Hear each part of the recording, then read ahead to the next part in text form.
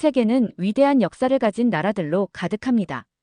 미국은 자유와 민주주의의 상징으로, 중국은 강력한 경제 성장으로, 유럽은 문화와 철학으로 각자 자신의 색깔을 자랑하죠. 하지만 그 중심에서 묵묵히 자신만의 길을 걸어온 작은 나라, 한국. 이 나라는 어떻게 세계를 놀라게 하는 유일무이한 성공 스토리를 만들어냈을까요? 한국의 숨겨진 저력을 직접 경험하고 탐구한 미국 하버드 교수가 있습니다. 그녀는 한국의 과거와 현재를 통해 미래를 엿보며 세계 어디에서도 찾아볼 수 없는 힘과 가능성을 발견했다고 말합니다. 대체 무슨 사연인지 오늘 사연 바로 시작하겠습니다. 안녕하세요. 저는 레이첼 스털링입니다. 하버드 대학교에서 경제사와 개발 경제학을 연구하고 있는 학자예요. 미국에서 자란 저는 늘 자국 중심의 시각으로 세상을 봤습니다. 제가 연구한 나라는 보통 미국의 영향력이 뚜렷하거나 전 세계적으로 강력한 경제 대국들, 예를 들어 중국이나 독일 같은 나라였어요. 그런데 이번에는 조금 다른 도전을 하게 됐습니다. 모든 건 지도 교수님과의 대화에서 시작됐어요. 레이첼, 이번 연구 주제로 한국을 선택해보는 건 어때? 한국이요? 한국은 케이팝 말고는 잘 모르는 나라예요. 솔직히 그 순간 저는 한국이 연구할 가치가 있다고 생각하지 않았어요. 교수님은 그런 저를 보고 웃으며 말씀하셨습니다. 한국은 놀라운 나라야. 세계에서 유일하게 산업화와 민주화를 동시에 이룬 사례라고. 저는 교수님의 말을 듣고 조금 혼란스러웠습니다. 산업화와 민주화를 동시에 이룬 유일한 나라라는 말이 잘 이해되지 않았거든요. 산업화야 뭐 미국이나 유럽 대부분의 나라들이 성공하지 않았나? 민주주의는 또 미국이 리더 아니던가? 하지만 궁금증이 생겼어요. 교수님이 하도 자신있게 말씀하셨으니 무언가 특별한 이유가 있을 거라는 생각이 들었죠. 그래서 자료를 찾아보기 시작했습니다. 그렇게 한국의 현대사를 탐구하며 처음으로 알게 된 이야기가 바로 IMF 외환위기와 금모으기 운동이었어요. 자료를 읽으면서 저는 정말 믿기 어려웠습니다. 전 국민이 자기 금반지와 목걸이를 모아서 나라를 구하려 했다고. 이게 가능한 일이야? 미국에서는 상상도 할 수 없는 일이었어요.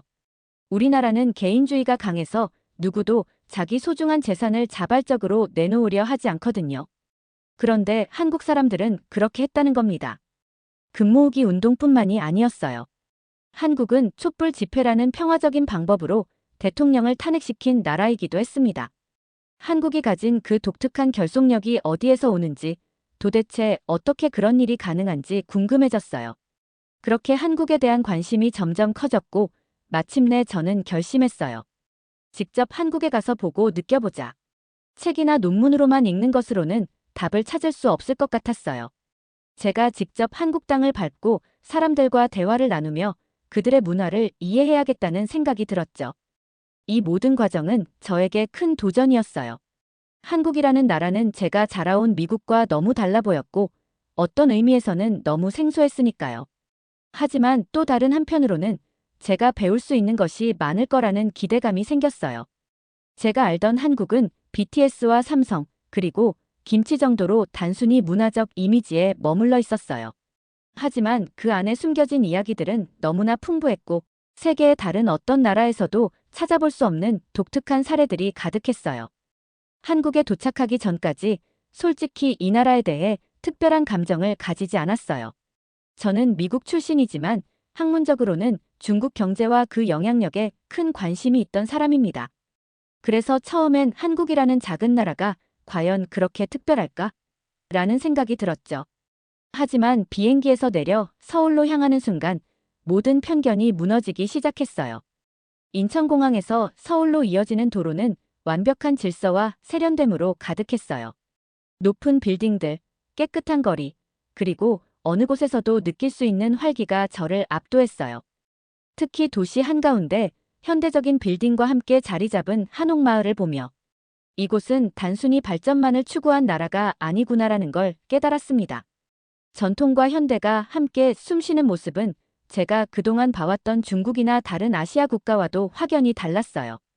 첫 일정으로 방문한 곳은 국립민속박물관이었어요. 한국 문화를 이해하려면 과거부터 배워야 한다고 생각했거든요. 그런데 그곳에서 들은 이야기가 제게 충격을 안겨주었어요. 박물관 해설사는 이렇게 말했죠.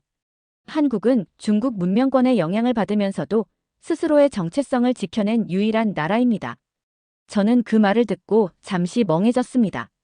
미국에서 연구하면서 중국의 강력한 문화적, 경제적 영향을 많이 공부했거든요. 중국은 주변 국가를 강하게 지배하거나 동화시켰는데 한국은 그 거대한 문명권 옆에서 어떻게 독립성을 유지할 수 있었을까요?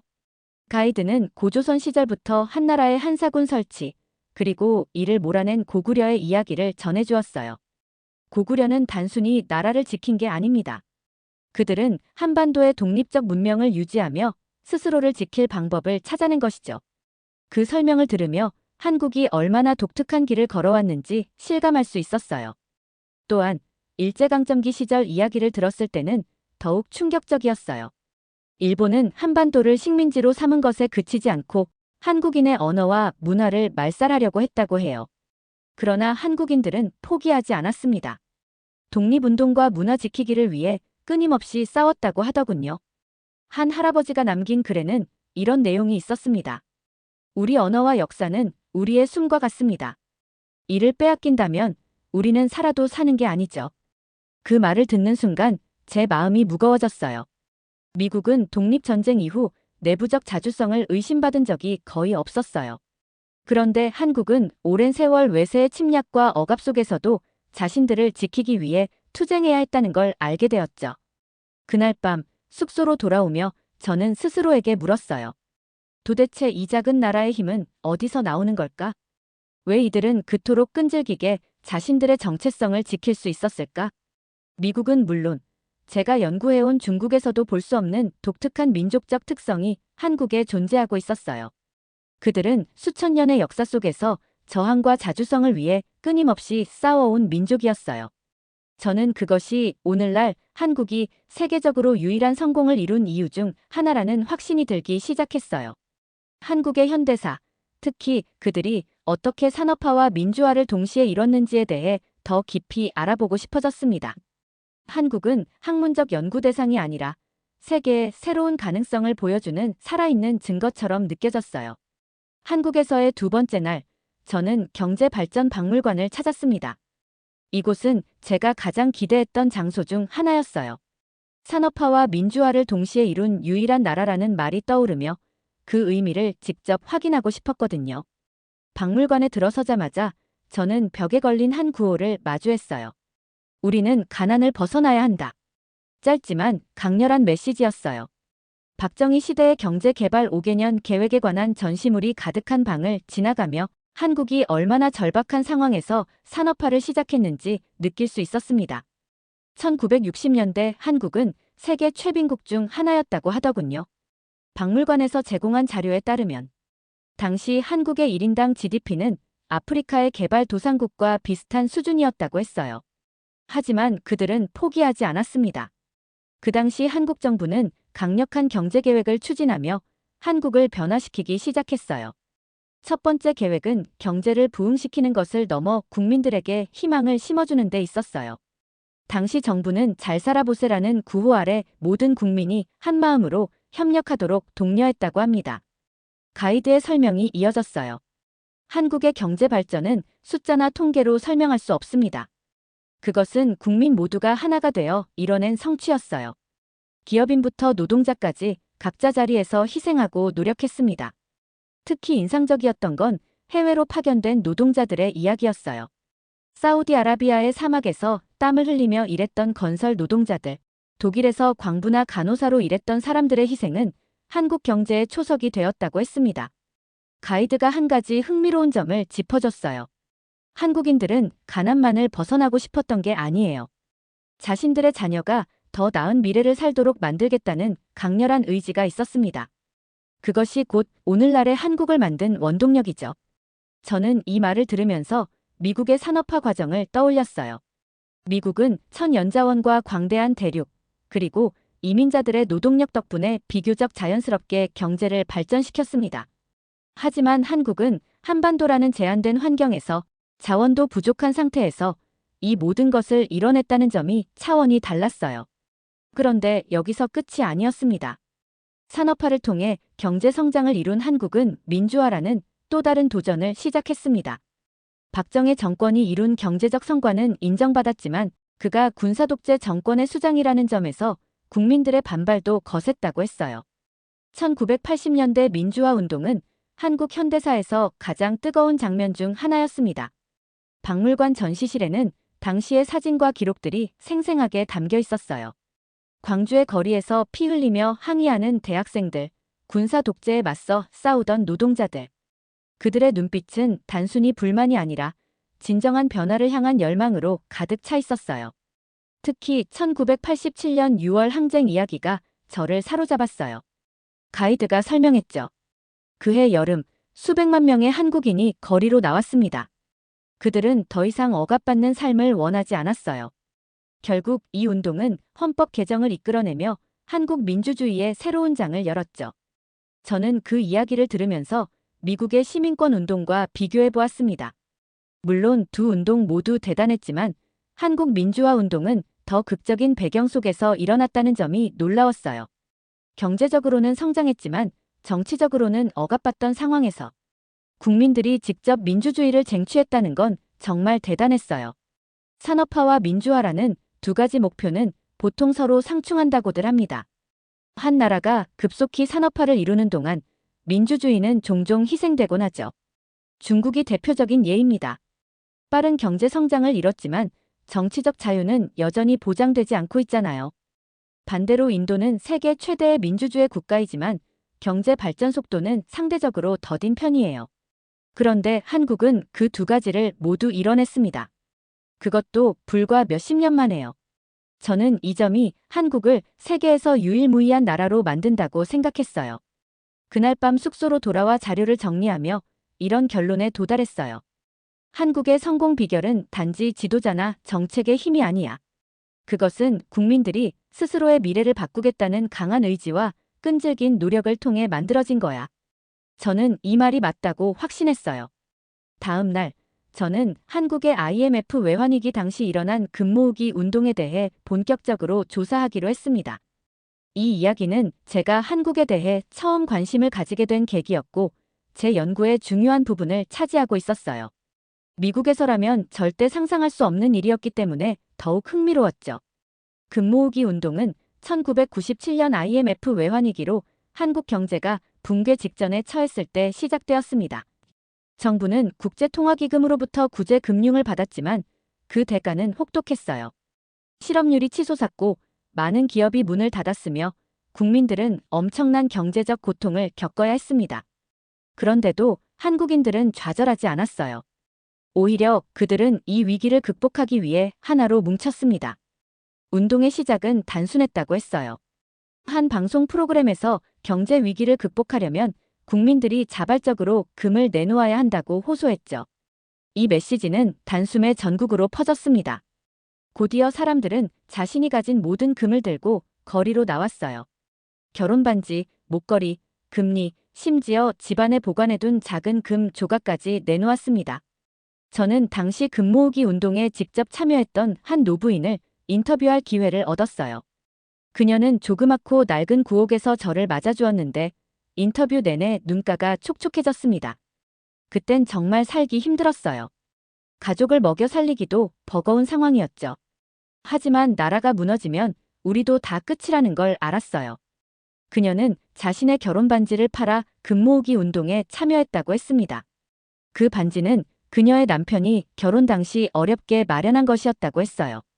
그 반지를 내놓으면서 눈물이 나긴 했어요. 하지만 나라가 있어야 내 가족도 살 수 있으니까요. 그 말을 듣는 순간 저는 무언가 마음이 울리는 느낌을 받았어요. 미국에서는 이런 일이 결코 일어나지 않을 겁니다. 개인주의가 강한 미국에서 누군가가 자신의 소중한 물건을 자발적으로 내놓아 국가를 돕는다는 건 말 그대로 불가능하니까요. 운동의 결과는 상상을 초월했어요. 수백만 명의 국민이 참여했고 총 227톤의 금이 모였다고 했습니다. 이 금은 국가 부채를 상환하는 데 사용되어 외환위기 극복에 큰 도움을 주었죠. 하지만 금 모으기 운동의 진정한 가치는 경제적 성과에만 있지 않았습니다. 그것은 한국인의 집단적 연대감과 희생정신을 보여주는 상징이었습니다. 그 당시 상황을 담은 다큐멘터리를 관람하면서 저는 더 깊은 감명을 받았어요. 한 가족은 집안 대대로 내려오던 금숟가락과 그릇을 내놓았고, 한 청년은 연인과 함께 커플링을 기부하며 이건 우리의 약속이 아니라 나라와의 약속입니다라고 말했다고 했어요. 이 모든 이야기를 들으면서 저는 스스로에게 물었어요. 대체 무엇이 한국인을 이렇게 하나로 뭉치게 만든 걸까? 가이드의 설명이 이어졌습니다. 한국인은 공동체 전체가 잘 되어야 개인도 잘 살 수 있다는 믿음에서 나옵니다. IMF 외환위기는 이 믿음을 극한 상황에서 증명한 사건이었죠.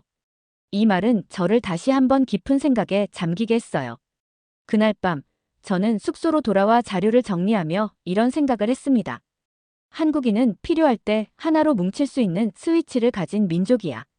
위기가 찾아오면 그 스위치가 켜지면서 모두가 자신을 희생해 공동체를 위해 행동하는 거지. 저는 이 결속력과 희생정신이 IMF 외환위기뿐만 아니라 한국의 산업화와 민주화, 그리고 그들의 모든 성공의 바탕이 되었을 거라는 확신이 들었어요.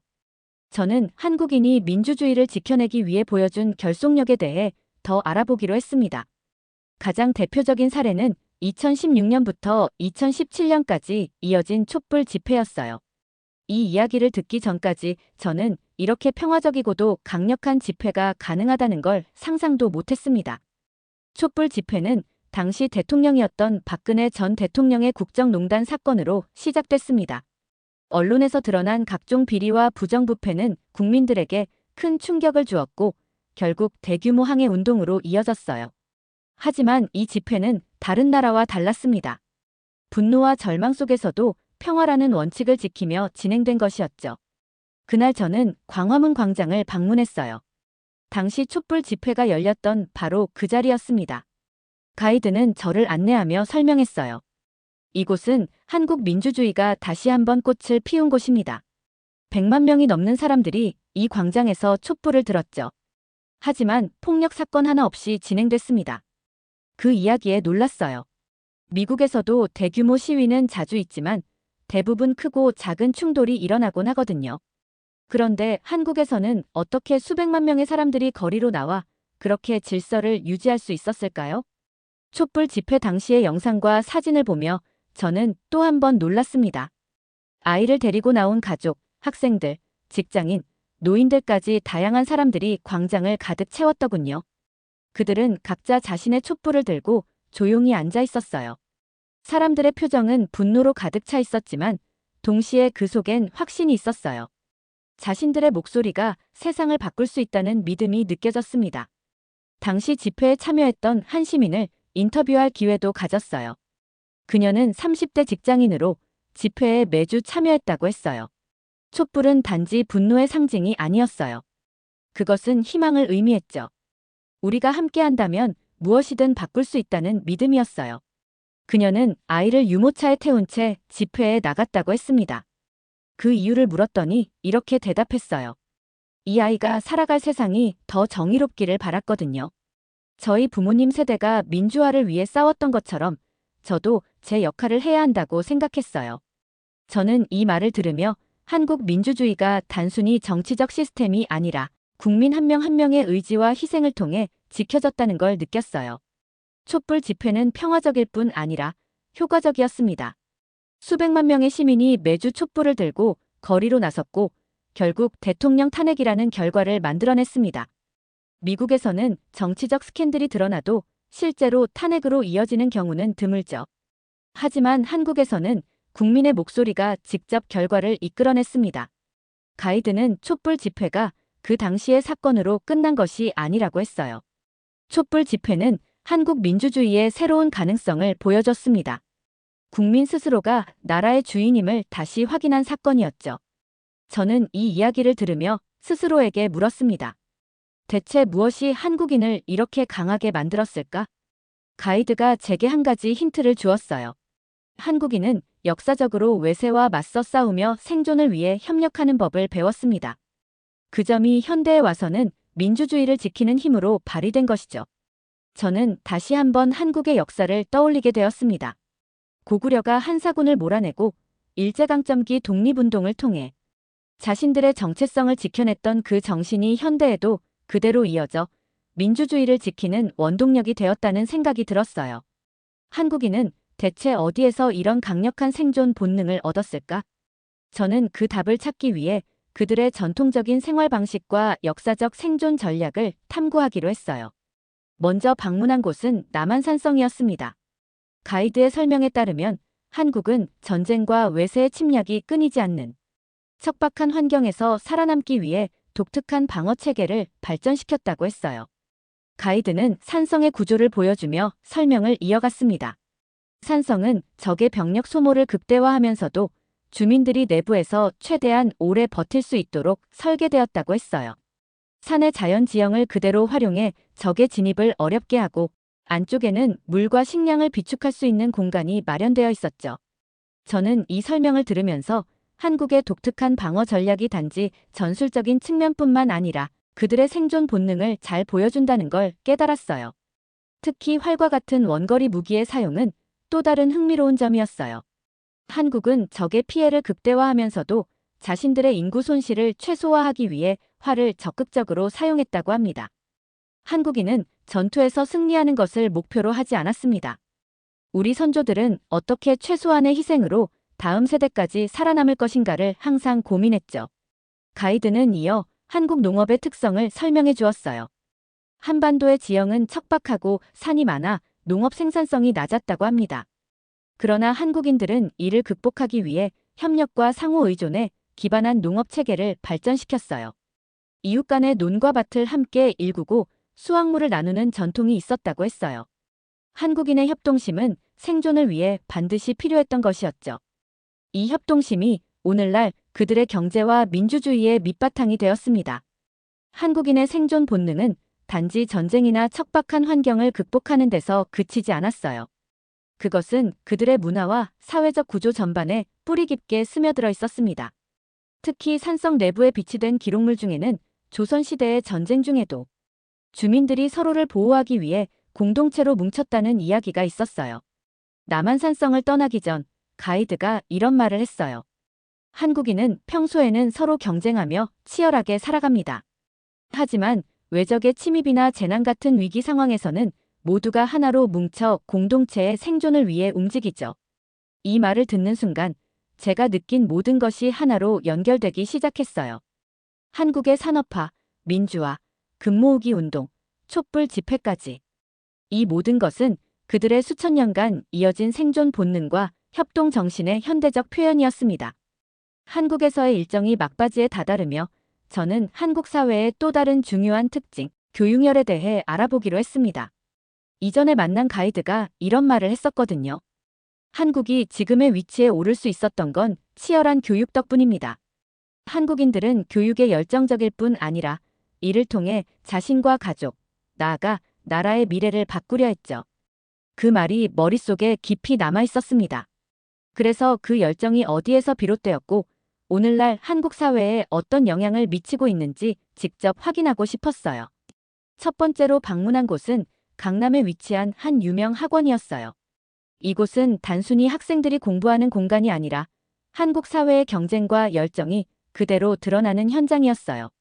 강의실 밖에서 기다리는 학부모들은 마치 전쟁터에 나선 장수들 같았고 아이들은 두꺼운 문제집을 품에 안고 분주히 움직였어요.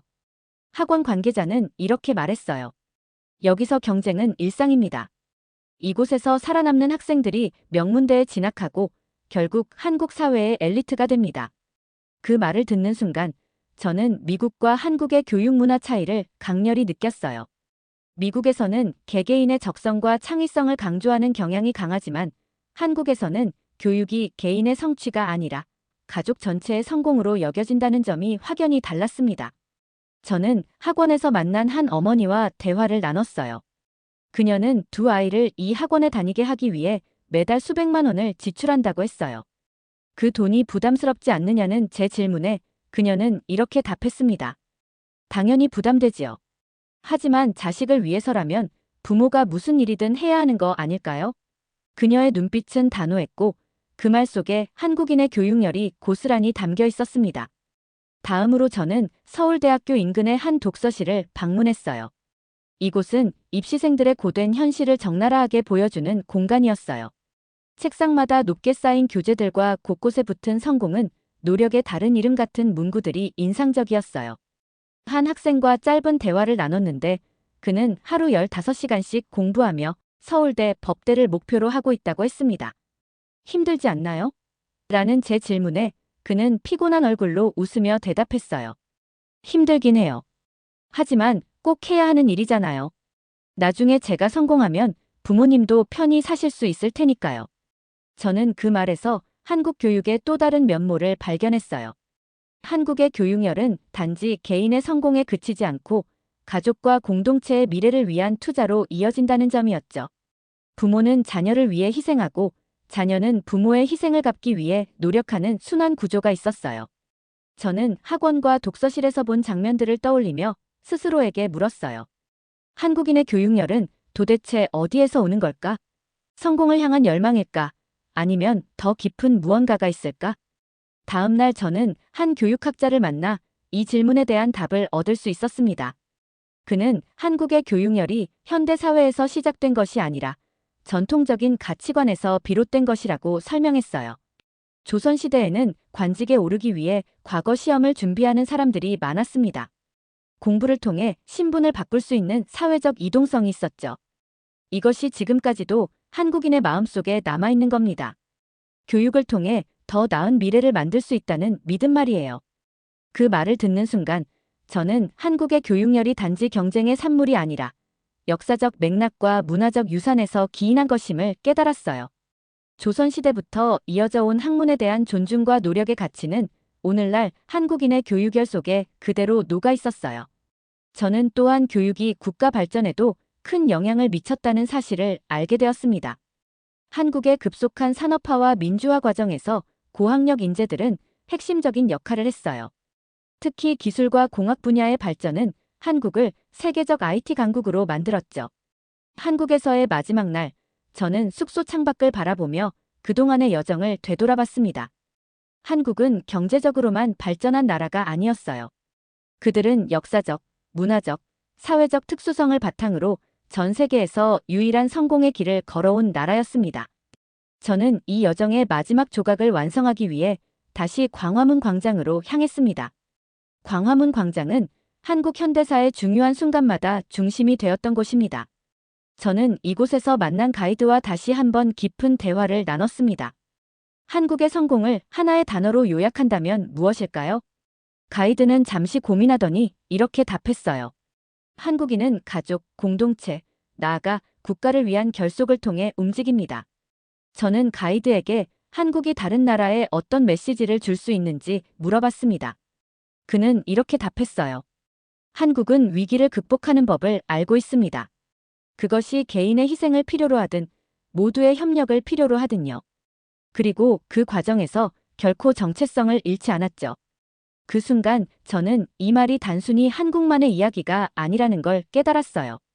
한국은 세계가 직면한 여러 문제들에 대한 새로운 모델을 제시할 수 있는 나라였습니다. 첫 번째 메시지는 산업화와 민주화의 공존 가능성이었어요. 대부분의 나라에서는 산업화가 이루어지면 권위주의가 강화되거나 민주화가 진행되면 경제 성장이 정체되는 경우가 많았습니다. 하지만 한국은 그 두 가지를 동시에 이루며 균형 잡힌 발전의 가능성을 보여줬습니다. 저는 한국의 이 성공이 다른 개발도상국들에게 얼마나 큰 희망과 영감을 줄 수 있을지 생각해봤습니다. 두 번째 메시지는 위기 속에서의 결속이었습니다. 금모으기 운동과 촛불 집회는 단순히 사건에 그치지 않습니다. 그것은 공동체의 생존을 위해 개인이 기꺼이 희생할 수 있다는 믿음을 증명했습니다. 현대 사회에서 점점 개인주의가 팽배해지는 세계에 한국은 공동체가 가진 힘을 보여줍니다. 세 번째 메시지는 교육을 통한 희망의 구축이었어요. 한국의 교육열은 가족과 국가의 미래를 위한 투자라는 점에서 신기했어요.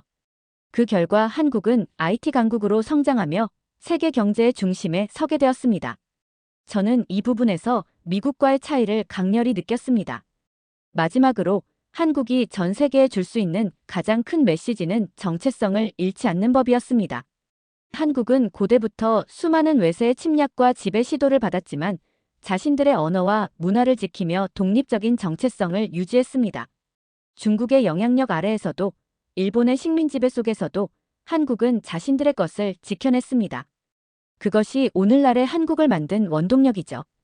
이 메시지는 한국의 자부심을 넘어 글로벌화 시대에 점점 더 동질화되어가는 세계에 중요한 교훈을 줄 수 있을 거라고 생각했어요. 지금 저는 한국에서 배운 모든 것을 논문으로 정리해 세계에 알릴 준비를 하고 있습니다. 최근 한국은 또 다른 도전을 마주하고 있습니다. 하지만 저는 확신합니다. 한국인은 언제나처럼 자신들의 방식으로 위기를 이겨내고 더 나은 내일을 만들어낼 거라고요. 멀리서나마 응원하겠습니다. 두 번째 사연 시작합니다. 중국 정부는 한국의 민주주의 모델을 두려워합니다. 한국에서 시민들이 정권을 감시하고 문제를 바로잡기 위해 단결하는 모습이 중국 사회에 전염될까 극도로 경계합니다. 그래서 중국 정부는 한국의 성공적인 민주화 경험을 은폐하며 국민들에게 왜곡된 정보를 주입하고 있습니다. 중국에서는 한국이 여전히 가난하고 낙후된 나라라는 인식이 강하게 자리 잡고 있습니다. 이는 중국 정부가 한국의 발전된 모습을 의도적으로 감춘 채 과거 한국의 어려운 시절만을 부각시켜 왜곡된 이미지를 국민들에게 주입했기 때문입니다. 라고 말하는 중국 상류층 여성이 있습니다. 대체 무슨 사연일지 오늘 사연 바로 시작하겠습니다. 안녕하세요. 제 이름은 린웨이입니다. 저는 중국에서 태어나 부모님의 직업 덕분에 많은 나라를 다니며 성장했습니다. 어릴 적부터 여러 나라를 오가며 세상의 다양성과 자유로운 사회를 경험할 수 있었습니다. 부모님은 중국 정부 고위직에 계셨기에 집안 분위기 속에서 국가를 위하는 책임감과 정치적 의무를 자연스럽게 배웠지만 한편으론 제가 본 중국의 현실은 매우 답답했습니다. 어렸을 때는 그저 모든 나라가 각기 다른 체제를 가지고 있다고 생각했지만 나이가 들수록 중국 사회의 억압적인 분위기를 깨닫게 되었습니다. 저는 고등학교 시절부터 미국으로 유학을 떠났습니다.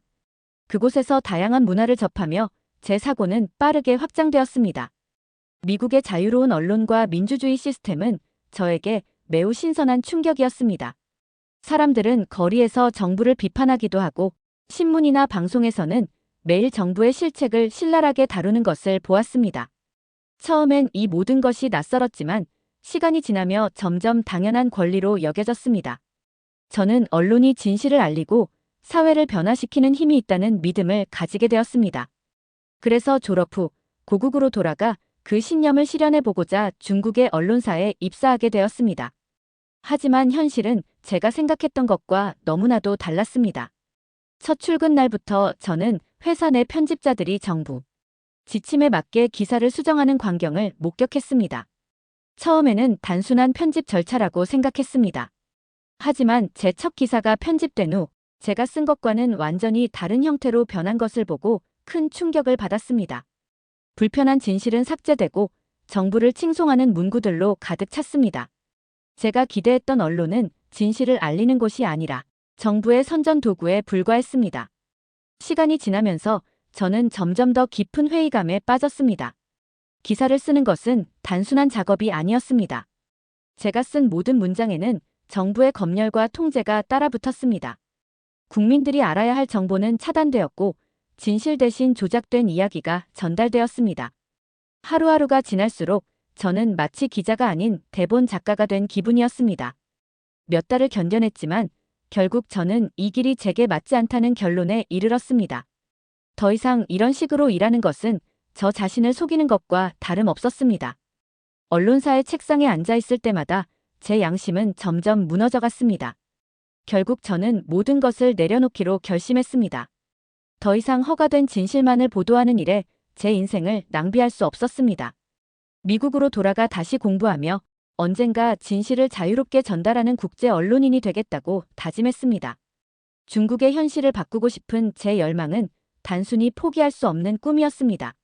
비록 지금은 미약한 존재일지라도 저는 언젠가 세상에 중국의 진실을 알리고 변화의 씨앗을 뿌리는 일을 할 수 있을 거라 믿었습니다. 미국으로 돌아온 후 저는 다시 학업에 몰두했습니다. 학업을 통해 더 깊은 지식과 통찰을 쌓고 제 꿈을 이루기 위해 하루하루 최선을 다했습니다.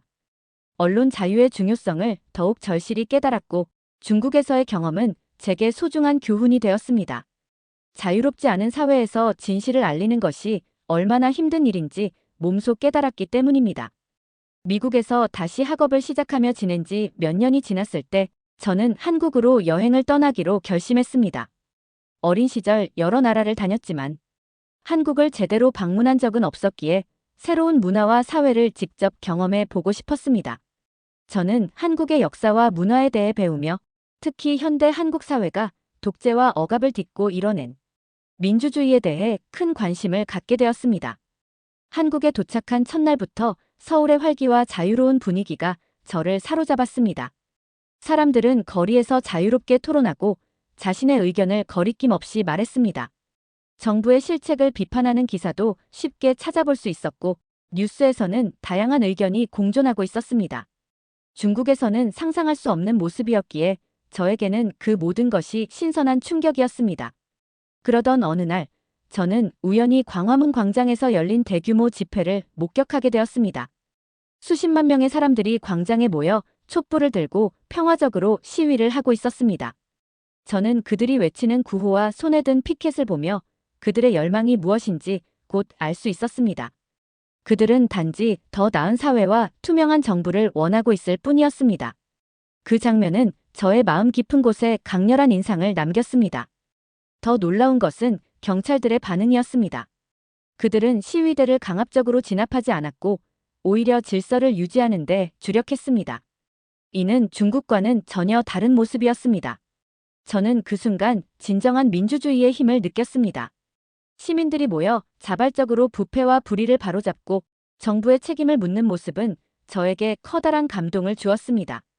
그날 밤 저는 시위 현장에서 돌아와 호텔방에서 뉴스를 찾아보았습니다. 한국 언론은 이 시위의 진행 상황과 시민들의 요구를 상세히 보도하고 있었고 여러 매체가 다양한 시각에서 분석하고 있었습니다. 이 모든 것이 너무나 자유롭고 투명하게 이루어지고 있다는 사실에 저는 깊은 감명을 받았습니다. 그러나 동시에 중국의 현실이 떠올라 마음이 무거워졌습니다. 중국에서는 이런 시위가 상상조차 할 수 없는 일이었기 때문입니다. 중국 정부는 시민들이 모여 정부를 비판하는 것을 절대 허용하지 않았고 조금이라도 반체제적인 움직임이 감지되면 곧바로 무력으로 진압하거나 은폐했습니다. 이곳에서는 시민의 힘이 정부를 변화시킬 수 있지만 중국에서는 정부의 통제 아래 진실과 목소리가 억압당하는 현실이 너무나도 명확했습니다. 한국에서 보낸 시간은 저를 더욱 단단하게 만들어주었습니다. 저는 단순히 관광객으로 한국을 방문한 것이 아니었습니다. 이곳에서 저는 사회 변화의 가능성을 목격했고 그것이 중국에도 적용될 수 있을지 고민하게 되었습니다. 한국의 성공적인 민주주의 경험은 저에게 큰 영감을 주었고 중국도 언젠가는 변할 수 있다는 희망을 품게 했습니다. 하지만 한국과 중국의 차이는 너무나도 극명했습니다. 한국에서는 시민의 목소리가 정책에 반영되지만 중국에서는 정부의 허락 없이는 아무것도 바뀌지 않는 구조였습니다. 한국에서 경험한 자유와 변화의 가능성은 제가 품고 있던 중국의 현실을 더욱 무겁게 느끼게 만들었습니다. 저는 그때 결심했습니다. 중국의 현실을 알리고 변화를 추구하는 것은 저의 사명이라고 말입니다. 한국의 경험은 저에게 새로운 목표를 부여했습니다. 진실을 알리고 억압된 목소리를 대변하며 중국의 미래를 위해 싸우는 일. 그것이 제가 가야 할 길이라는 확신이 들었습니다. 그렇게 저는 한국에서의 경험을 마음속에 깊이 새기고 다시 미국으로 돌아와 학업과 함께 중국의 현실을 국제사회에 알리는 일에 힘을 쏟았습니다. 하지만 그 과정은 쉽지 않았습니다. 중국에서는 여전히 정보 통제가 강력하게 이루어지고 있었고 많은 중국인들은 자신들이 보고 듣는 것이 세상의 전부라고 믿고 있었습니다. 중국 내부의 똑똑한 학생들조차 현실을 올바르게 인식하지 못하는 것을 볼 때마다 제 마음은 무거워졌습니다. 미국 유학 중 만난 중국 학생들과 이야기를 나누다 보면 그들 중 상당수가 중국의 체제와 정부를 무조건적으로 지지하고 있다는 사실을 깨달았습니다. 중국이 세계 중심이야. 다른 나라는 우리만큼 대단하지 않아. 그들이 자주 하는 말이었습니다. 이들은 대부분 고위층 자녀들이거나 학업 성적이 뛰어난 엘리트들이었지만 본국의 선전과 통제된 교육을 그대로 받아들이고 있었습니다. 한국을 포함한 다른 나라들은 여전히 중국의 도움 없이는 살아갈 수 없는 열등한 나라라고 굳게 믿는 모습에 씁쓸함이 밀려왔습니다. 저는 여러 차례 그들에게 한국의 발전된 모습과 민주주의의 성과에 대해 이야기해 주려 했지만 돌아오는 반응은 냉소적이었습니다. 한국이 발전했다니. 그런 이야기는 듣도 보도 못했어. 이들은 VPN을 사용해 일부 한국 음악과 드라마를 보았지만 그들조차도 중국 정부가 왜곡한 정보 속에서 한국을 열등하게 보는 시각을 바꾸지 못했습니다. 그나마 중국에서 VPN을 사용하는 학생조차도 소수에 불과했습니다. 대부분의 중국 학생들은 중국 안에서 정부가 허용한 정보만을 접하고 있었기에 외부 세계에 대한 시야가 좁았습니다. 저는 이런 현실이 너무 안타까웠습니다. 이들 중 일부는 세계 각국의 명문 대학에서 공부하며 엘리트 코스를 밟고 있지만 중국 내에서는 정부의 허가 없이 진실을 말할 수 없는 현실 속에 살고 있었습니다. 그들이 아무리 똑똑하더라도 정보의 자유가 없는 환경에서는 올바른 시각을 가지기 힘들어 보였습니다. 미국에서는 다양한 생각과 비판이 공존하고 심지어 대통령을 풍자하는 농담도 거리낌 없이 할 수 있습니다. 그러나 중국에서는 정부에 대한 비판은 곧 반역으로 여겨지며 이런 생각을 가지는 것조차 위험한 일이 됩니다. 저는 이 현실을 똑똑한 중국 학생들이 왜 받아들이지 못하는지 이해할 수 없었습니다. 하지만 시간이 지날수록 그 이유가 명확해졌습니다. 어린 시절부터 받은 세뇌 교육과 정부의 철저한 정보 통제가 모든 것을 결정하고 있었기 때문입니다. 중국 학생들과 대화를 나눌수록 그들 중 일부는 정부의 통제에 대해 의문을 품기 시작하는 모습을 보였습니다. 그러나 그들도 쉽사리 자신의 생각을 표현할 수 없었습니다. 중국에서는 그런 말을 하면 위험해 이들은 알고 있었습니다. 중국 정부의 탄압과 감시가 얼마나 강력한지 그리고 그에 저항하면 어떤 일이 벌어질지 말입니다. 저는 그들에게 희망을 보았습니다. 비록 지금은 소수에 불과하지만 현실을 직시하려는 움직임이 조금씩 퍼져가고 있었습니다. 작은 불씨처럼 보이지만 언젠가 이것이 커다란 불꽃이 되어 중국 사회에 변화를 가져올 것이라는 희망이 들었습니다. 저 또한 그 불씨에 기여하고 싶었습니다.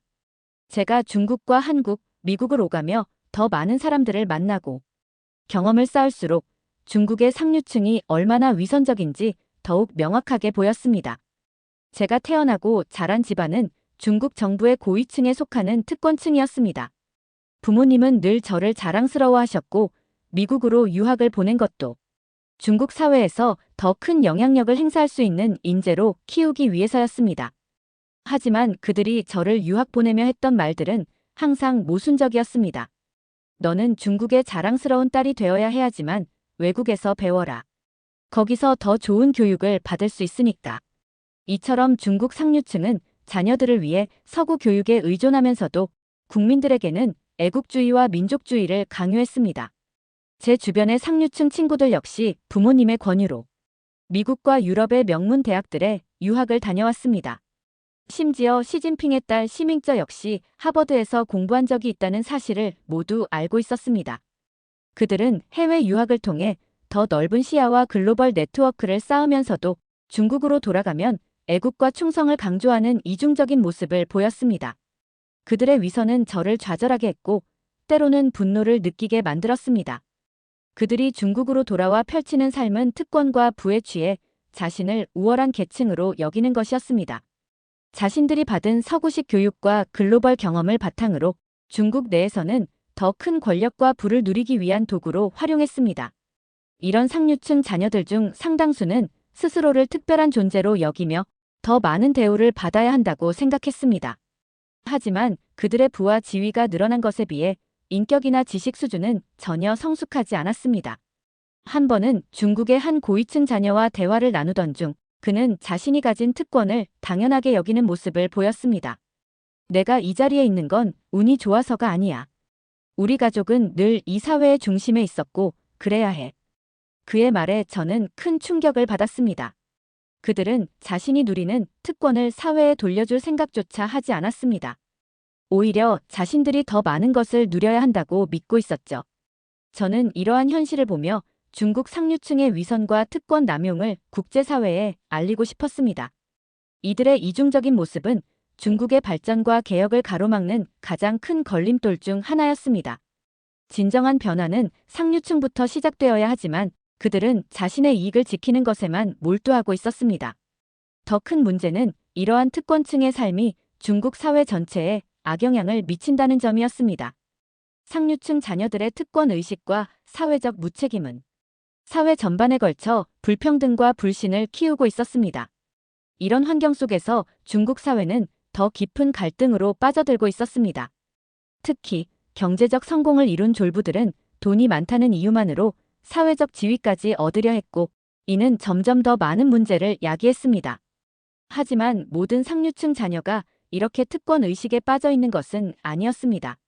저처럼 어린 시절부터 해외에서 교육을 받고 넓은 세상을 경험한 일부 고위층 자녀들은 저와 비슷한 생각을 가지고 있었습니다. 그들은 다른 사람들에게 피해를 주지 않으며 공정한 사회를 원한다고 말했습니다. 그러나 이런 소수의 목소리는 중국 내에서 쉽게 묻혀버리고 말았습니다. 이 경험들은 저에게 한 가지 결심을 하게 만들었습니다. 중국 상류층의 위선과 특권 남용을 폭로하고 그들이 변화를 수용하도록 압박해야 한다는 것이었습니다. 중국이 진정한 발전을 이루기 위해서는 권력을 가진 사람들이 먼저 변화해야 합니다. 중국에서는 매년 수많은 자연재해와 인재사고가 발생하지만 그 실상은 언론에 제대로 드러나지 않습니다. 정부는 정권의 이미지에 해가 될 만한 사건을 모두 은폐하거나 축소 발표하기에 급급합니다. 제가 이런 현실을 체감한 것은 부모님을 통해 들은 내부 소식 덕분이었습니다. 부모님은 정부 내부에서 일하셨기에 주요 재난이나 사건에 대한 실제 상황을 알고 계셨지만 이 정보는 외부에 절대 유출되지 않았습니다. 한 번은 윈난성에서 발생한 대규모 산사태에 대해 부모님과 이야기를 나눈 적이 있습니다. 당시 산사태로 수십 명이 사망하고 수백 명이 피해를 입었음에도 불구하고 공식 발표에서는 피해 규모를 대폭 축소해 발표했습니다. 언론 보도에서는 마치 정부가 신속하게 복구 작업을 완료한 것처럼 보도되었지만 현지 주민들은 아무런 지원도 받지 못한 채 고통을 겪고 있었습니다. 이 사실을 알고 있던 부모님조차도 이런 일이 너무나 당연하게 여겨진다는 듯이 반응하셨습니다. 정부가 그렇게 발표하는 이유가 있지 않겠니? 사회 안정을 위해선 어쩔 수 없는 일이다. 부모님의 말이었지만 저는 그 말이 너무나도 비인간적으로 들렸습니다. 재난으로 고통받는 사람들을 외면한 채 정권의 이미지를 지키는 것이 과연 사회 안정이라는 명분으로 정당화될 수 있는 일일까요? 이러한 은폐와 축소는 중국의 통제된 언론 환경 덕분에 가능했습니다. 모든 언론사는 정부의 검열을 거쳐 허가된 내용만 보도할 수 있습니다. 재난이나 사고가 발생하면 현장에 투입된 기자들도 실제 상황을 취재하지 못한 채 정부가 제공한 자료만을 기반으로 기사를 작성해야 합니다. 국민들은 이러한 왜곡된 정보를 받아들이며 진실을 알 기회조차 박탈당합니다. 더 큰 문제는 이러한 통제가 인재와 부실 관리로 인한 재난을 반복하게 만든다는 점입니다. 정부는 책임을 지지 않기 위해 문제의 원인을 숨기고 그로 인해 비슷한 사고가 반복됩니다.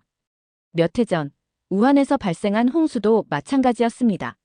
하천 범람으로 수십 명의 사상자가 발생했지만 정부는 이 사고를 단순한 자연재해로 규정하며 부실한 수해 대비 시스템에 대한 비판을 외면했습니다. 제가 이 문제에 대해 이야기하자 중국 친구들은 이런 말을 자주 했습니다.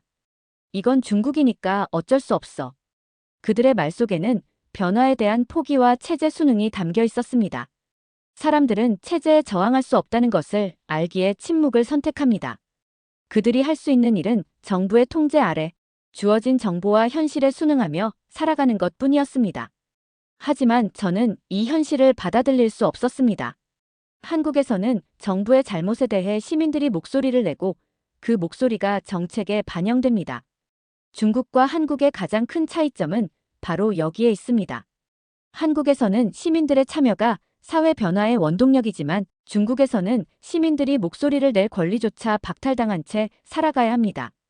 저는 이런 은폐된 진실을 알리는 일이 얼마나 중요한지 절감하게 되었습니다. 중국 내에서는 누군가가 이러한 문제를 공개적으로 비판하는 순간 그의 삶은 송두리째 무너질 수 있습니다. 정부의 감시와 탄압은 무자비하며 반체제 인사로 낙인 찍히는 순간 사회에서 완전히 고립될 수밖에 없습니다. 그렇기 때문에 제가 맡은 역할은 더더욱 중요하다고 생각합니다. 해외에서 활동하는 저는 중국 정부의 통제에서 조금 더 자유로울 수 있으며 중국 내에서 억압된 목소리를 대신 전할 수 있습니다. 비록 지금은 작고 미약한 시도일지라도 이러한 노력이 모여 언젠가 큰 변화를 가져올 것이라 믿습니다. 중국 정부는 한국의 민주주의 모델을 두려워합니다. 한국에서 시민들이 정권을 감시하고 문제를 바로잡기 위해 단결하는 모습이 중국 사회에 전염될까 극도로 경계합니다. 그래서 중국 정부는 한국의 성공적인 민주화 경험을 은폐하며 국민들에게 왜곡된 정보를 주입하고 있습니다. 하지만 이런 식으로 진실을 영원히 감출 수는 없습니다. 진실은 결국 드러나기 마련입니다.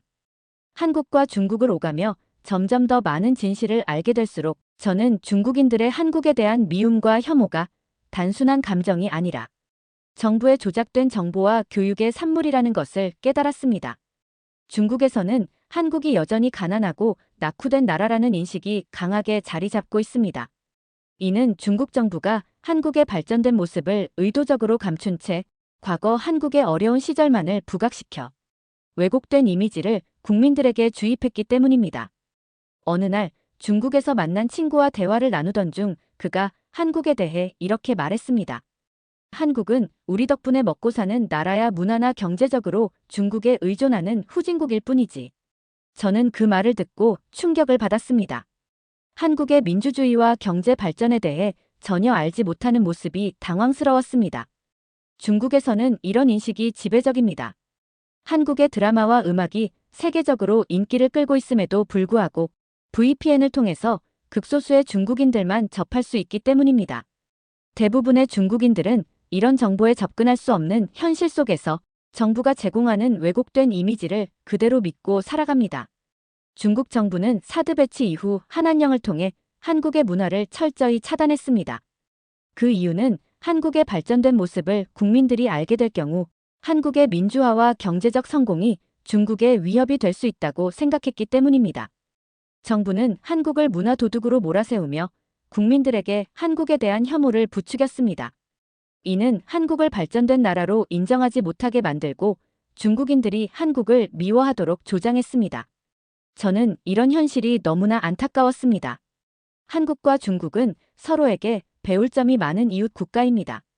하지만 중국 정부는 의도적으로 한국과의 협력을 방해하며 국민들이 한국에 관심을 가지지 못하도록 막고 있었습니다. 한국이 발전된 모습을 보여도 중국인들은 그것을 인정하지 않고 미워하는 감정을 먼저 가지게 됩니다. 왜냐하면 정부가 심어놓은 혐오가 깊이 뿌리내려 있기 때문입니다. 한국인들 역시 중국인들에 대해 부정적인 감정을 가지고 있습니다.